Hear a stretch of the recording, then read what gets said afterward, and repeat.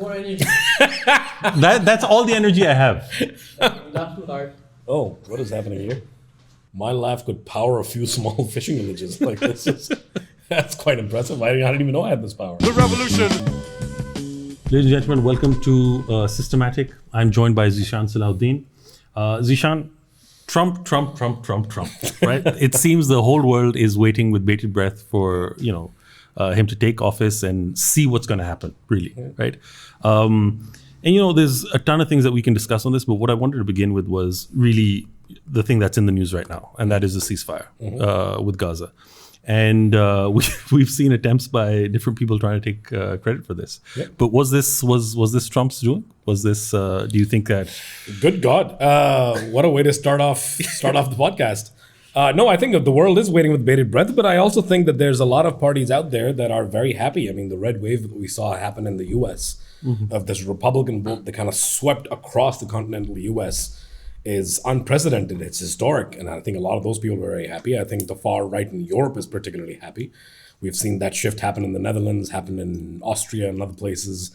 Germany, it's almost there. It's about to happen in Germany. So with Musk statements on Labour and so a lot of I think there's a lot of people that are actually looking forward to it and want to see how he comes and breaks a few of the status quo, objects and elements that have sort of given the facade of unified and unilateral and maybe not delivered. Not delivered precisely. Yeah. So, and irrespective of whether that is domestic or international, is a separate issue. As far as the Gaza ceasefire is concerned, I'm guessing you didn't see the Stephen Witkoff story.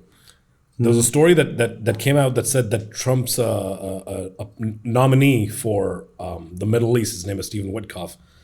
He went to Qatar over the weekend. Okay. Yeah. And then called up the Israelis and asked them for a meeting, and it was on a Saturday. So they very politely said, it's Sabbath, the Prime Minister is happy to meet you tonight, to which he very bluntly responded by saying, I don't really care, and you need to meet me. And he flew in, had the meeting, flew back, and apparently secured the deal. So to say that Biden is responsible for this deal when Biden was in the presidency for the near 16 months that we've seen this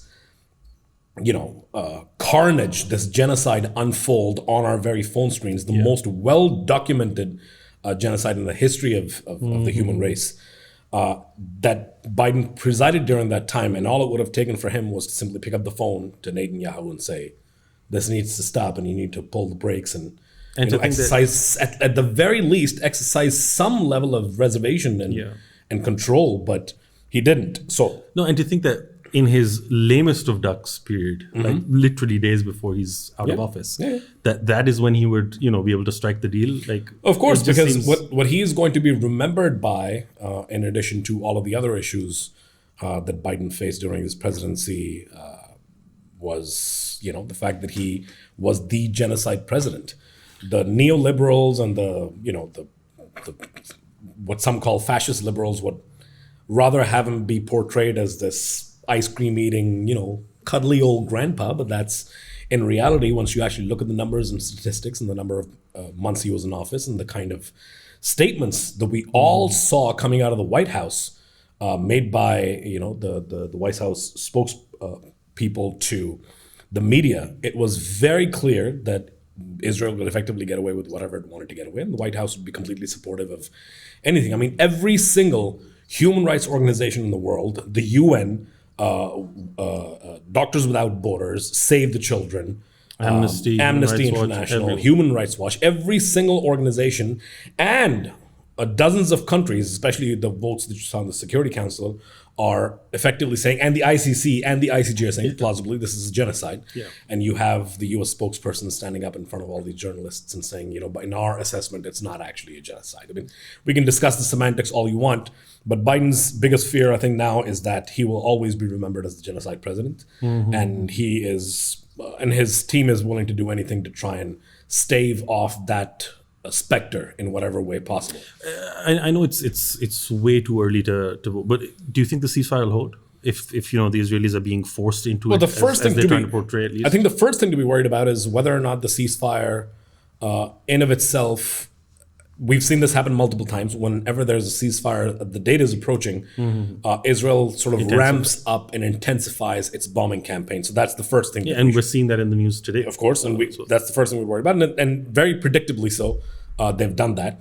The second thing is they have not necessarily abided by ceasefire agreements. So even if there's a ceasefire in play, they could make up any number of excuses to say, oh, well, there's a ceasefire and we're not bombing, carpet bombing the hell out of Gaza. But there was this one specific spot where there's a Hamas tunnel underneath insert structure here. So we had to. And so we had to, and because that's not part of the ceasefire, that is for national security reasons. And they've done that before as well. Yeah. But most importantly, I think the thing that to watch out for is once the ceasefire is there and the bloodlust kind of dies down a little bit, that ceasefire is only for Gaza.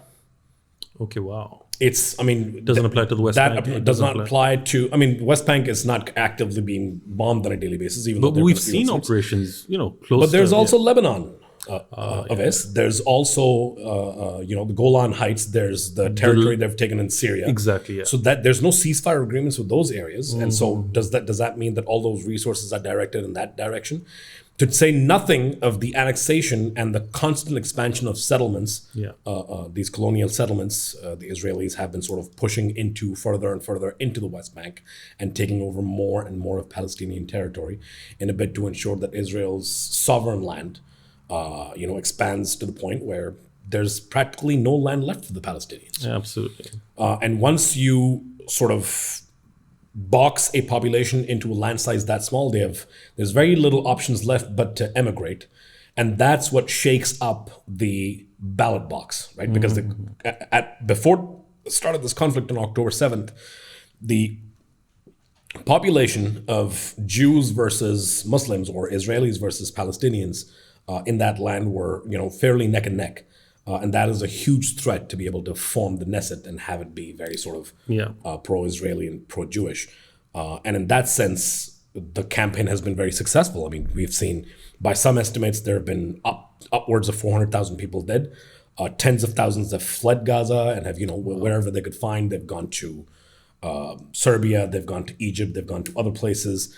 And the same is happening with the West Bank. So in many ways, that part of the campaign is also very successful in terms of completely shaking up the voter matrix for the region.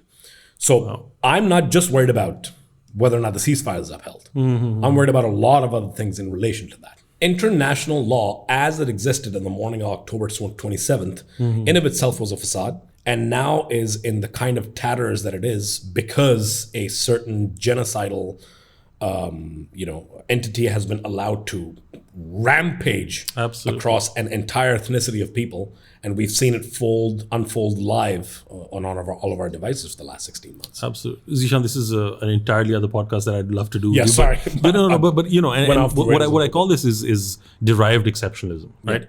If the US wasn't behind this and allowing it to extend its a bubble of exceptionalism to Israel, none of this would have been possible. Of course. Right? And it's that impunity that it gives. Not to mention, it's impossible to do it without the arms that it's been provided. Yeah, absolutely. $18 billion worth of that in just a little time. What does this mean? What does the ceasefire and Trump coming into office? What does this mean for the Middle East and the Middle East policy that you foresee Trump pursuing? We've seen very pro-Israeli nominees and picks that are coming into the cabinet, if you will. What do you foresee happening after this? I think the Stephen Witkoff story is pretty much a precursor to all of this, in that Trump is not really interested in walking anybody else's path. For him, it's very simply my way or the highway. They have very significant interests in Syria, in Iraq, in terms of protecting the oil companies that are drilling in there, as well as ensuring that Israel is protected and kept safe, which through its campaign, Israel in many ways has kind of already ensured, because Hamas is in absolute disarray. They have completely dismantled Hezbollah's infrastructure. Iran has practically no deterrence left to speak of. So I think his strategy moving forward is going to be that of, this is how things are going to be. I'm going to dictate the manner in which things are going to go, and everybody kind of has to follow suit. The only, I would say, leverage that anybody in the Middle East has is maybe MBS in Saudi Arabia, because of his long-standing and strong ties with Trump. And we've seen the number of times that Jared Kushner in the last couple of years has also visited the kingdom Absolutely. to try and do the back and forth between Trump's side and MBS. So by and large, it seems the Middle East conflict, from an Israel perspective, is going to see some kind of an initial, slowing down, at the very least, until the hostages are rescued and, some of the demands that Israel has are met. But past that point, frankly speaking, it's anybody's game. Yeah. We were talking just the other day at work about how you could have, all of your carefully marked files and your briefings and your experts coming in to inform about how a situation unfolds and how things are going to be and provide their analysis. And all of it, starting on January 20th, can be undone from one tweet from the porcelain throne at 12 in the morning. Like there's no rules now. There's nothing that is predictable anymore. So I think a lot of and I'm sure some of the questions will be along those lines. For me to sit here as an individual that has seen the first 4 years of this presidency and try to predict the direction in which they're going to go it's a Sisyphean task. Yeah. I mean, that stone is going to roll over me before I manage to get it anywhere. No, absolutely. It's fortune telling, right? Yeah. And it's not working really. I mean, what we're looking at is basically a war with Canada or buying Greenland, something along those lines, right? It's funny you mentioned that because the second in command for the Danish embassy here, a very nice gentleman by the name of Peter. The day the story came out, I sent him a message and I said, I can't wait to visit Greenland on my US visa. And he sent me a sequence of emojis that got increasingly angry as the evening went on. No, but that's understandable. But jokes aside, it's some people are actually happy about that because they think that by keeping this fight internal, be it domestically inside of the U.S. So the blacks versus the whites, the Roe v. Wade argument, whether or not you're allowed to have trans people in public bathrooms or whatever other. So as long as domestic issues occupy his agenda, the culture war, or internal in terms of the West getting into a sort of disarray by virtue of American politics clashing with Canadian politics, or with in this case Danish politics or European politics at large. We already know that Trump is quite upset about NATO and the EU not doing enough, particularly on the Ukraine front, and looking to the US for leadership, both in terms of material support and in terms of financial support. So lots of things that are changing up very rapidly. So I mean, there's a lot of Europe that is not going to be very comfortable with No, him. I mean, not particularly. Yeah. Especially considering that there's another group of friends of mine, and we have this.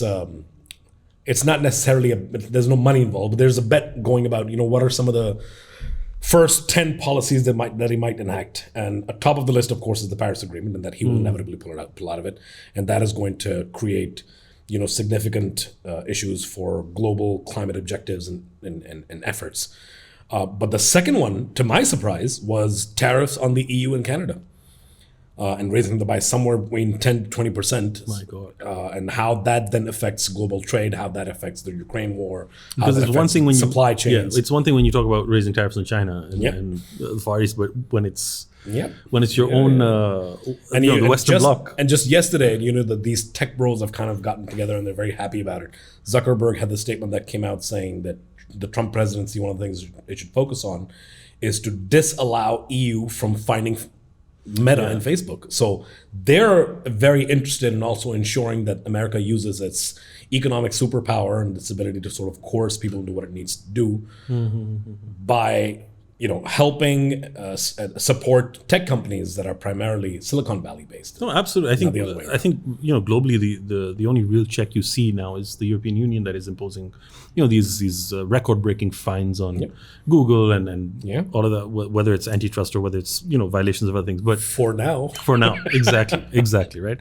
So I mean, getting that undone is going to be something that is very true. Troublesome because it affects all of us. Staying on the foreign policy side, I just wanted to bring it back home. What does this mean for Pakistan? What does this mean for India? And we've been hearing Elon Musk criticize the H-1B visa and the impact that Indian immigration is having on say the US job market or things like that. It's both a domestic policy issue as well as a foreign policy issue, but it's really interesting the debates that are coming out of this, right? Bringing it back to the subcontinent, South Asia. What does Trump mean for that? I mean, I think a lot of things. First and foremost, I think I forget the exact term. I think it's most favored NATO nation, or no, it's MNNA. So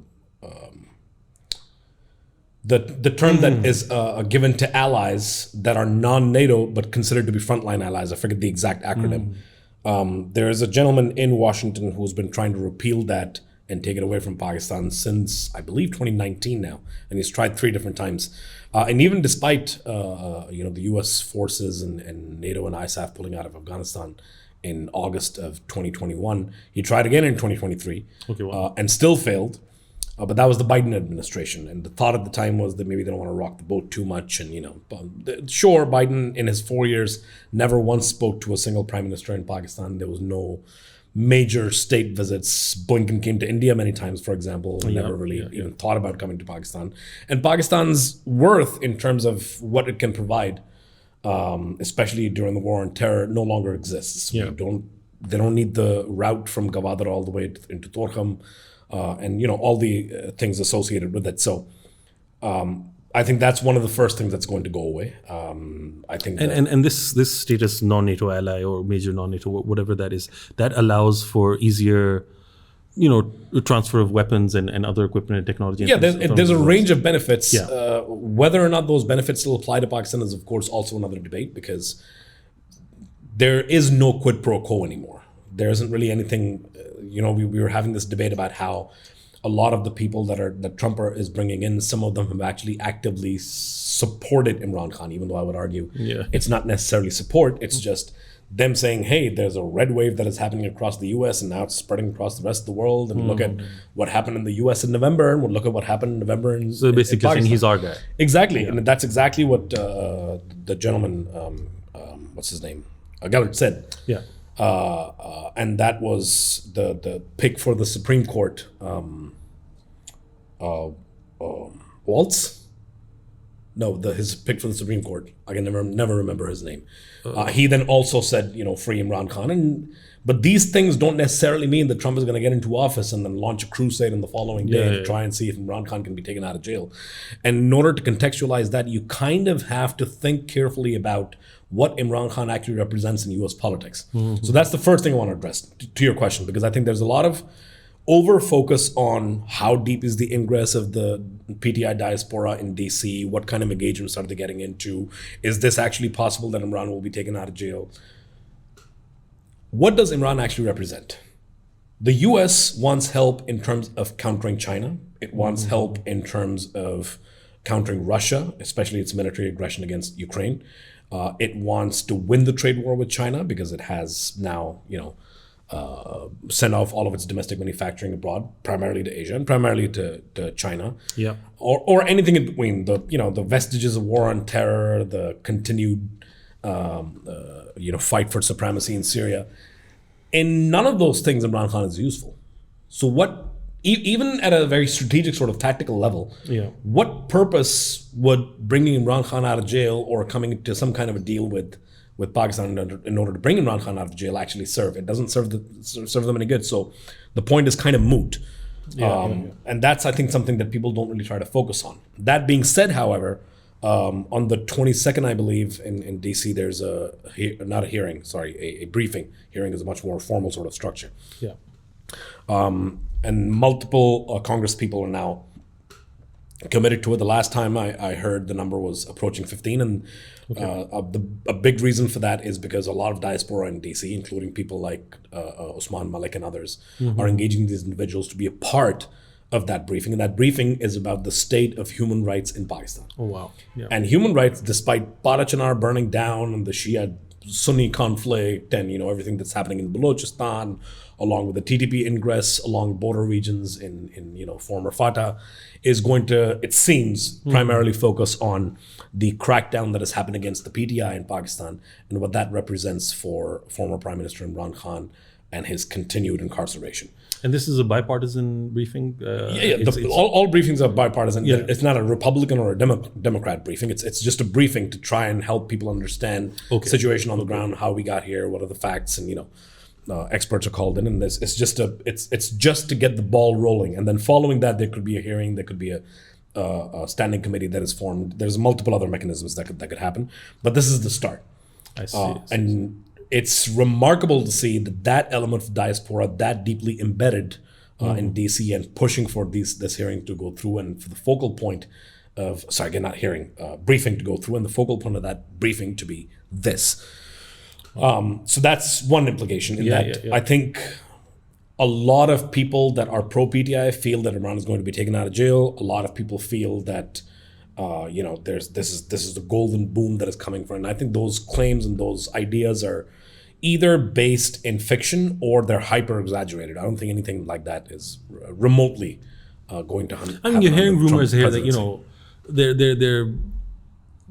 things are moving behind the scenes, but again, it all depends on why would Trump, expend any form of capital on. It doesn't make any sense. Yeah. Does he deliver? Does he not? Is it simply Trump is about the quid pro quo? Exactly. Whatever he does, he has to gain, or his administration has to gain, some kind of major victory in order for him to engage in whatever international governance structures he wants to engage in, or bilateral relations he wants to engage in. There's nothing here for him. As far as the visa issue is concerned, of course, we've seen in the UK, in the US, that visas that are given out to South Asians, the vast majority of individuals that are bringing in very high monthly salaries and therefore contributing to the economy both via taxes and through consumer spending has been Indian diaspora. And Pakistanis are now much lower on that totem pole than they used to be. Not to mention the fact that in places like the UK, where gang grooming and all of those things that have recently popped up. So there's this systematic effort to try and malign Pakistan across the world, or at the very least its citizens and its diaspora, because Pakistan does not really serve on the international stage the kind of purpose that it used to serve under the war on terror, which I would argue was a very sort of single-sided, single-minded, single-focused, sort of one-dimensional role that Pakistan used to play. And I think the vast majority of Western powers fail to realize that Pakistan is very much a rising middle power. It has some of the youngest youth populations in the world, has tremendous potential in terms of some of the things that it's doing and pursuing. And despite the many setbacks that Pakistanis have faced, the political and social upheaval that we've gone through, especially since the vote of no confidence in, I want to say, March of 2022, I think the resilience speaks for itself, and the country is still trucking on. The problem is, how does Trump's policy towards Pakistan change or alter in relation to its relation and pending trade war with China? That's the key thing. The Trans-Pacific Pact, which was formed under the Obama administration, and then that led to the Quad and the AUKUS and all of these Indo-Pacific sort of treaties and groups and whatnot, some of which have been successful, some of which have completely kind of faltered. The whole idea was to prop up India and keep the sort of... India at this point has become a nation that can effectively get away with just about anything. It does seem like that. It genuinely is one of the most sovereign nations on earth that will act in its complete self-interest, as most nations do, with nary any regard to what international politics and or alliances may need it to. But don't you feel this is what's taking off the Americans, at least the Biden administration has felt that? Do you think to an extent Trump will try to force a very pro... No, because I think Trump's or members of his administration's angst and ire with China will far supersede any feelings that they have towards India. And the only actual regional economic, militarily, economically, whichever way you want to, strategically, tactically, power that they have in the region is India. So there's no way they're going to be abandoning India or bringing certain amount of force to bear on it. And it's not like Netanyahu, who has operated unimpeded, completely unchallenged by Biden for 16 months. It's Modi, and Modi Sarkar is not... You could argue that if a similar conflagration were to, for example, happen in Kashmir, the blueprint for which, of course, already exists in Gaza and existed long before that in Iraq and other places, then perhaps something could be done to, bring to bear a certain amount of political and geopolitical power, force to bear on India. But it doesn't seem like that's going to be the case in the near future. And just to finish that thought, and a big reason for that is also that there is no short to medium term survival for Pakistan without China. A big part of the reason why we were able to survive, you remember, a year ago, we could not talk about anything but the default. Yeah. It was default. You started this. Absolutely. You started this podcast with Trump. If a year ago we had been talking, it would be default. Absolutely. And the big part of the reason why we survived that default is because the Chinese loans kept getting rolled over, and they consistently every quarter when the time would come to pay up, they would roll that loan over, and that almost became part of our financial and foreign policy. In that this is expected, we have to manage everything else. I think it was an expectation from the IMF as well. That get your loans rolled over, of course. And then we're giving you... And therefore, to annoy the Chinese beyond as much as we've already done. I mean, the Chinese are very annoyed in terms of the glacial pace with which we've been progressing on the BRI. They claim that speaking to Pakistan is like speaking to 5 different governments. You have to speak to federal, you have to speak to Balochistan, Sindh, Punjab, KP, and even then things might get stuck in bureaucratic hurdles, or a new prime minister might come in that wants to renegotiate Gaza and everything else in between. The point being, they're already upset, and you don't want to antagonize them any further because we don't have short and medium term survivability, which means our posturing is going to be increasingly Sino-focused, whether we like it or not, and not more so than it has been in the past, but at the very least, it'll stay in a status quo, if not tilt slightly more towards the Chinese as the quantum of their loans, both commercial and bilateral and through other mechanisms, increase in Pakistan. And that effectively means that we have to capitulate to some of the things the Chinese want, which is not something the US wants us to do. So we're caught in this very awkward position, especially under Trump and Xi Jinping on this side, 2 very strong leaders that are not willing to budge in the slightest. And this, I have to say, Oves, this is not your 2016 Trump. This is an angrier, meaner, filled with vengeance, only has these 4 years, hopefully, to be able to run his presidency. I mean, you never know. He could change the constitution. He holds both houses. He could change the constitution and go for a 3rd or 4th or 5th, till do this dynastic sort of, I'll die and then Jared will take over or Ivanka will take over or whatever. For at least he has 4 years, and he wants to do as much as he can in those 4 years. And even if he doesn't change the constitution, foreseeably he's going to be the kingmaker for a very long time, at least in the Republican Party. 100%. Yeah. So there's a lot of factors to consider, and I think this is why there seems to be this bit of clamoring that is happening in our foreign policy. Our ambassador was called back to Pakistan for nearly 20 days. He was in talks with the government and then went back. And since then, there's been a plethora of meeting with Congress people and other political actors and interlocutors on Capitol Hill to try and see where you can find the ingress and get some sense of which way this particular thing is going to unfold. Zeeshan, on this particular issue with India, we know that 70% of India's armed forces are Pakistan focused, right? Can India ever be an effective counterweight to China if that is the situation? Does it not, fall into both India's favors, but also the US that, we patch things up with India and it helps it, plays a role in improving relations there so that effective counterweight is more effective, Look, for better or for worse, the most powerful nation on earth is still the United States of America. And its dollar, despite the petrodollar now declining, is the de facto economic power in the world. There's no denying that. You can run away from it and, try to deny it all you want, but those are ground realities. Those are facts. That being said, I don't think India is really ever being viewed as a sort of military backstopping to American interests in the region. It's always seen as an economic superpower. And we've seen the meteoric rise of India in that particular realm over the last decade and a half, especially. If you read Merrill Lynch's report from last year, it says that currently India is the 5th largest economy in the world, and it's slated to be the 3rd largest by 2030. Wow. The 3rd largest economy in the world, right behind China and the US. And that, Oves, is the actual challenge. Military challenge is not really a challenge. India has nukes, China has nukes, there's nuclear deterrence. Nobody's really worried about them going to war. It's mountains upon mountains of exactly. barriers, right? And the other thing to consider is China's population is slated to rapidly decline because they're not really producing as many babies. And this is the case with a lot of developed places in the world, the US and Pakistan being some of the exceptions, where populations over the next 30 to 40 years are going to dramatically decline. And that means lesser workforce, lesser bodies to throw at the problem, lesser ability to recruit for the military, and there's not enough people to go around to do all of the things that you need to do as a sovereign state. Yeah, absolutely. And in a situation like that, other things are going to, of course, emerge: computing power, AI.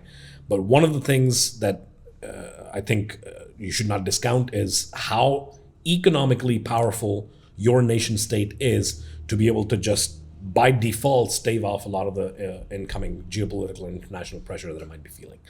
And in that sense, I think India absolutely serves as a counterweight to China in the region because it is a growing population, it is a growing economy, it's able to sustain itself. We've seen the Biden administration sign what was called the CHIPS Act because we know that the vast majority of semiconductors are produced in China and a very small percentage in Taiwan.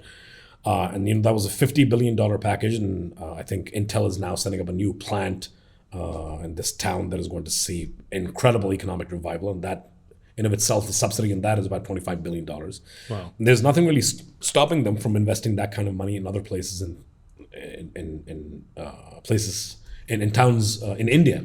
And we've seen this happen about 2 or 2.5 or maybe 3 years ago, where HAL was given, there was a technology transfer that allowed them to make fighter engines at HAL, Hindustan Aeronautics Limited, inside of India. And that was the first technology transfer of its kind. And this was from the US? From the US. Wow. And all of this is designed to prop up India as a force to be reckoned with. They're not going to create fighter jets and get into Beijing and wreak havoc or whatever. Nobody's going to do that. But what that does allow them to do is to build fighter jets inside of India that they can then export to any number of countries. And it's a very high-ticket item, which then dramatically boosts the Indian economy and puts it well on its path to being the world's third and eventually second economy. The US is interested in ensuring that India challenges China for the number 2 spot as much as is humanly possible. Wow. And the ideal scenario, of course, is for the US to be in the number 1 spot, for India to be in the number 2 spot, and China to be 3 or below, because then you control the first, or at least you're allied with the 2 largest economies in the world. Yeah. And those are not factors that can be discounted. So yeah, absolutely a counterweight in more ways than one. No, I think that's really helpful. I wanted to, just before we leave, I know we've gone over time, but domestically, right? Trump's impact on U.S. domestic politics, I always find this to be incredibly interesting. And we can discuss all of those things. I don't think we have time for that, but really looking at some of his picks and his nominees, and then the statements that have been coming out, the grilling that they're getting by the Democrats currently in their confirmation hearings and all of that. And also, the strange and interesting things that Elon Musk is saying these days, which he's always been saying, but these days in particular, he's telling Nigel Farage that you get out, you're not leading the party effectively. Telling Keir Starmer that he was involved in or at the very least tacitly supported and or accepted the gang grooming sort of. Exactly that. It's completely AFD insanity. in Germany and the things that's happening there, and then the H-1B visa situation as well.